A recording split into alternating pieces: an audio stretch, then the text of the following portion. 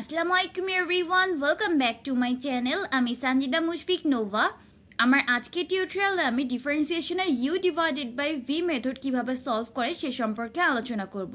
আমার প্রিভিয়াস টিউটোরিয়ালে আমি ডিফারেন্সিয়েশনের বেসিক কনসেপ্ট নিয়ে ডিসকাস করেছিলাম যে ফর্মুলাগুলো কিভাবে মেমোরাইজ না করে আপনারা ম্যাথ প্রবলেম সলভ করতে পারেন, এবং আমার আজকের টিউটোরিয়াল আমি u divided by v method সম্পর্কে আলোচনা করব। এক্ষেত্রে আমাদের জাস্ট একটি ফর্মুলায় মনে রাখতে হবে যে ddx of u divided by v equal to v ddx of u minus u ddx of v divided by v square.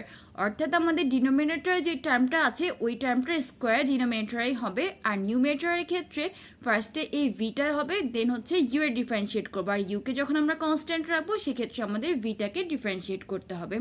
এখন আমি কিছু ম্যাথ প্রবলেম সলভ করলে আপনারা আস্তে আস্তে ফর্মুলাটা মেমোরাইজ না করে প্রসেস ওয়াইজই আগাতে পারবেন। সাপোজ আমাদেরকে এই প্রবলেমটা দেওয়া আছে এবং কোশ্চেনে বলা আছে যে নিচের ফাংশনগুলোর অন্তর্গত চলরাশির সাপেক্ষে প্রত্যেকটির অন্তরক নির্ণয় করো। অর্থাৎ আমাদেরকে এই ফাংশনটা ডিফারেন্সিয়েট করে রেজাল্টটা ফাইন্ড আউট করতে হবে। তাহলে আমি ফার্স্টে লিখে নিলাম যে ddx of 3x divided by x minus 1।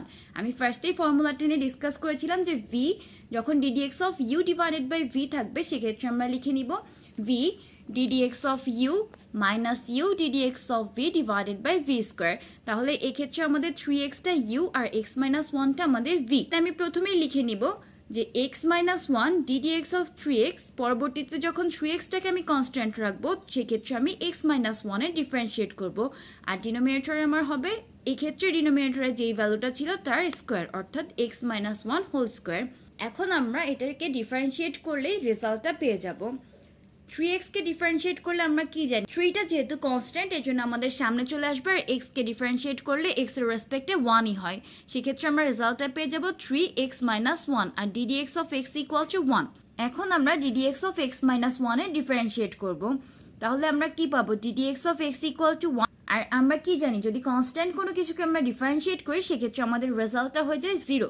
তাহলে এখন আমাদের ফাইনাল রেজাল্ট আসবে 3x minus 3 minus 3x 1 minus 0, কারণ এখান থেকে আমরা রেজাল্ট পেয়েছিলাম 1, আর 1কে অর্থাৎ কনস্ট্যান্ট কিছুকে ডিফারেন্সিয়েট করে আমরা পেয়েছি 0। তাহলে ফাইনালি আমরা লিখতে পারি minus 3 divided by x minus 1 whole square. Okay, এখন আমি একটা ট্রিগোনোমেট্রিক্যাল টার্ম থাকলে কিভাবে ডিফারেন্সিয়েট করতে হয় সে সম্পর্কে আলোচনা করব। ট্রিগোনোমেট্রিক ফর্ম থাকলেও আমাদের নার্ভাস হওয়ার কোনো কারণ নেই, কারণ আমাদের এক্ষেত্রেও সেম প্রসেস ফলো করে ডিফারেন্সিয়েট করতে হয়।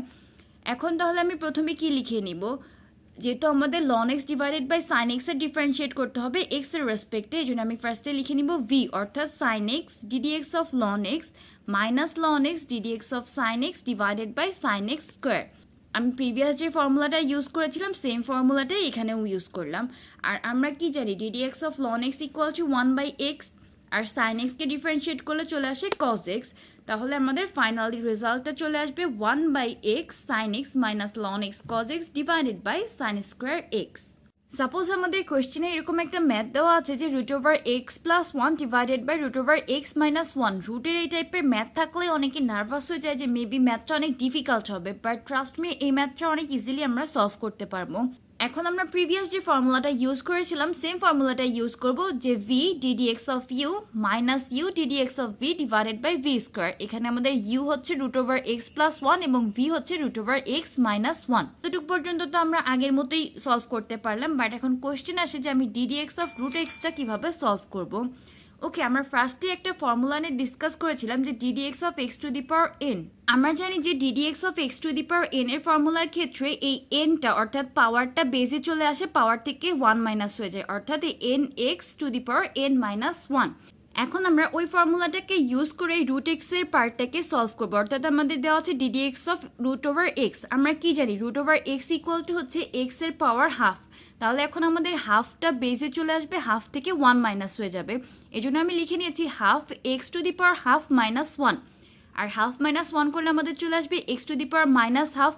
এখন আমরা x to the power minus হাফকে লিখতে পারি যে 1 divided by x to the power half, কারণ আমরা কি জানি 1 divided by x to the power half লেখাও যে কথা, x to the power minus half লেখাও সেম কথা। তাহলে এটাকে আমরা ফাইনালি লিখতে পারি 1 divided by 2 root over x.